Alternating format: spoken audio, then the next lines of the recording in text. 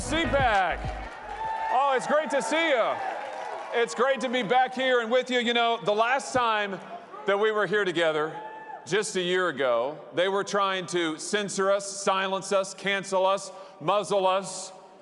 In fact, they had just told me that because I stood up and objected on January 6th, that I ought to be run out of the United States Senate. I've got news for you. I wasn't backing down then. I haven't changed my mind now. Election integrity matters.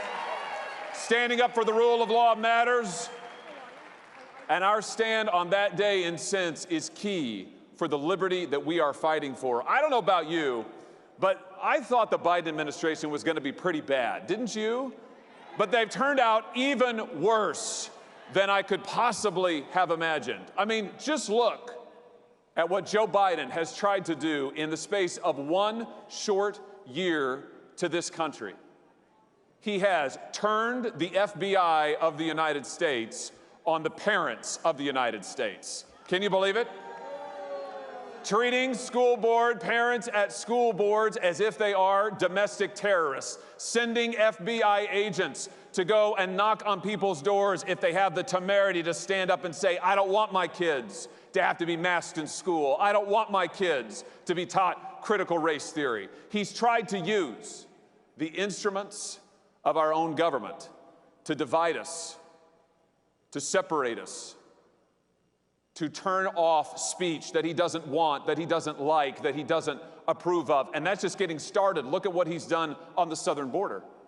He's opened up the southern border and said to every cartel on the North American continent, come on in. The southern border, you know, sometimes we say it's chaos at the southern border. That's not quite right.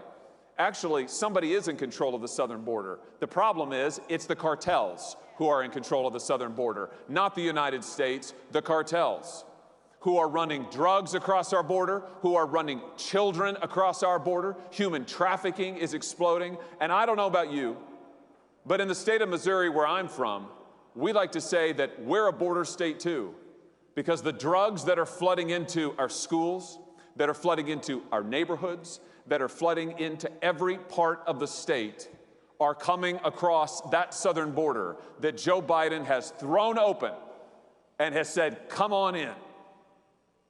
It's chaos on the border. It's the rule of the cartels on the border. It's a use of the FBI against parents. And then look at what he did in Afghanistan. I have never seen an American president who would leave behind hundreds, if not thousands, of American citizens to the enemy and say that the operation was an extraordinary success. Do you remember that? Afghanistan wasn't an extraordinary success. It was an extraordinary failure by Joe Biden. It was an extraordinary collapse by this administration. It was the worst foreign policy disaster since the Vietnam War. 13 American service members, brave Marines, other members wearing the uniform, were lost in Afghanistan guarding Abbey Gate because Joe Biden wouldn't order an evacuation when his own military told him to do it. Because days before the terrorist attacks, Joe Biden hadn't even planned how he was going to get Americans out of the country. And yet, he would go before the people of the United States and say that the evacuation was an extraordinary success and he was proud of it. That was the day, ladies and gentlemen, that I called on Joe Biden to resign. He should have resigned then. He should resign now. He's not fit to be president. He can't lead this country. He's trying to shove critical race theory down our throats and in every aspect of our government. It's in the military. It's in government training. It's in our universities, all backed now by the power of the Biden administration. I have sat in the United States Senate and asked nominee after nominee, will you pledge to oppose critical race theory? Will you pledge to stop it from being taught, from being promulgated in the United States government? And the answer is no. They're radical on this issue. They believe in critical race theory. They believe that America is systemically racist. They believe that America is systemically broken.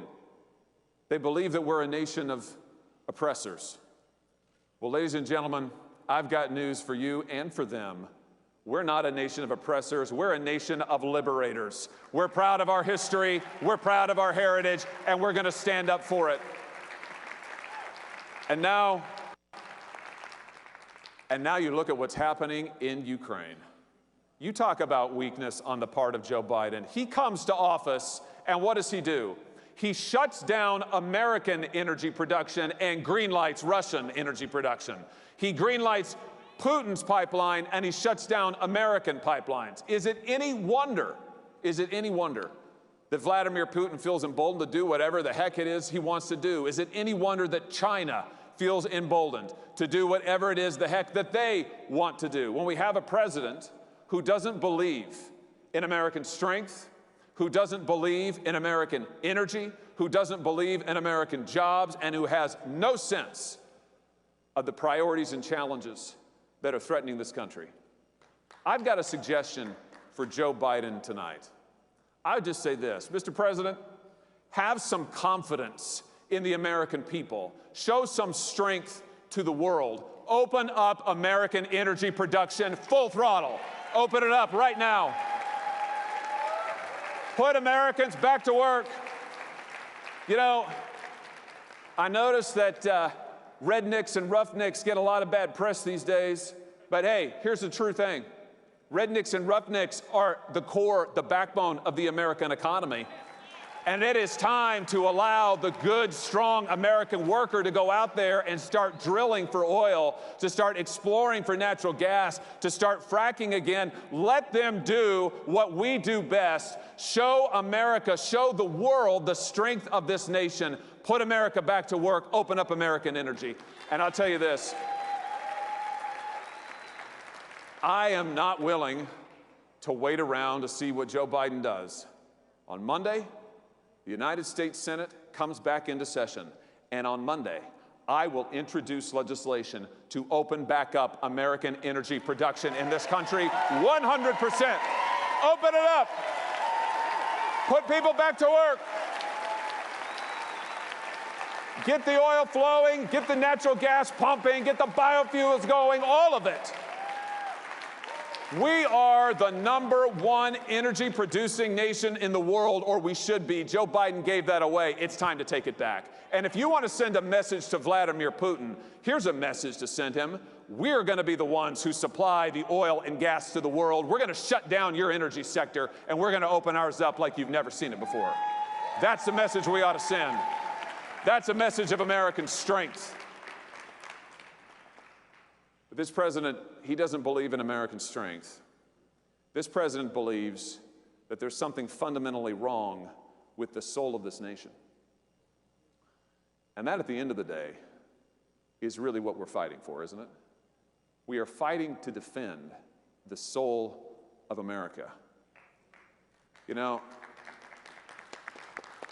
Joe Biden has spent a year, if you think about what all of his policies put together mean, he has spent a year telling this country that we are broken, that we are backwards, that we are racist, that we are weak. He thinks the soul of America, he thinks the heart of America is warped and wicked. Well, I'm from the heartland of America.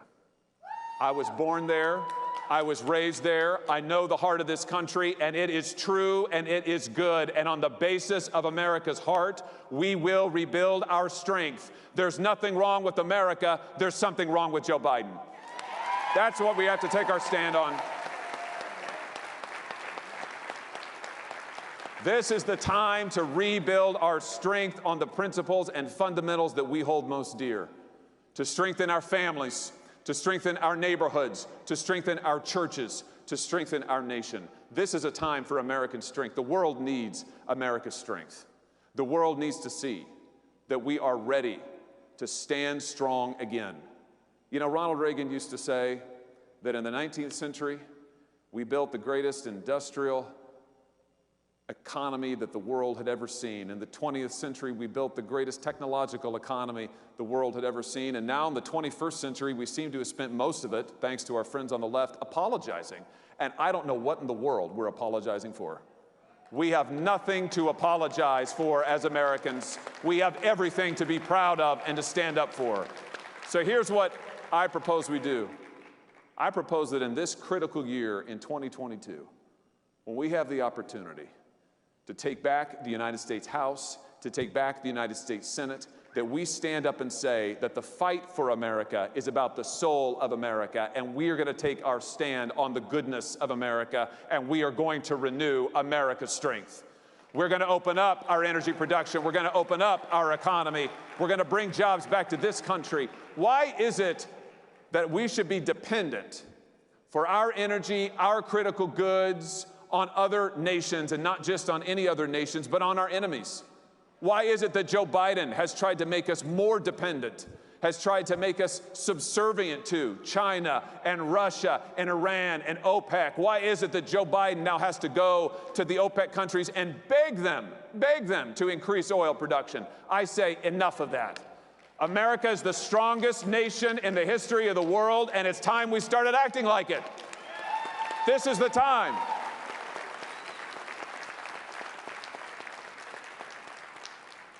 So no matter what this administration tries to do to divide us, and by the way, that's all they have left. Have you noticed that?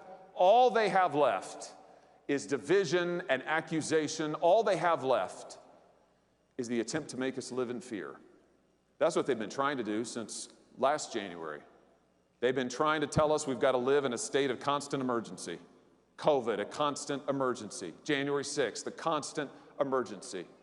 They've been saying that we've got to trust the government to tell us what we can do, where we can go, what we can teach our kids, what we can say.